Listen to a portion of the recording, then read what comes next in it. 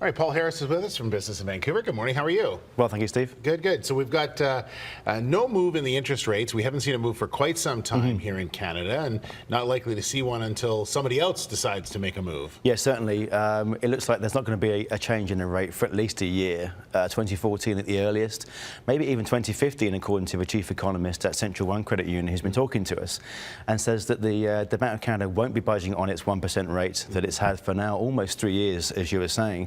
In response to a slowing economy.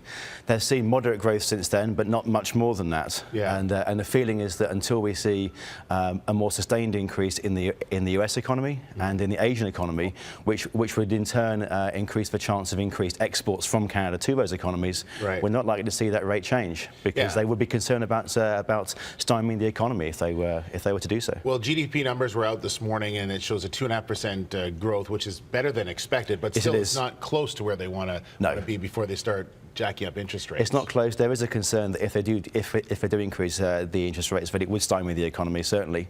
And we think about the prospects overall, you do feel that the US is much more likely to increase their rates before we increase ours. And there's certainly a lot of people who hold variable mortgages and lines of credit and things like that. So if they're thinking about spending money now with an increase in the interest rate, that probably won't happen, I would think. Agreed.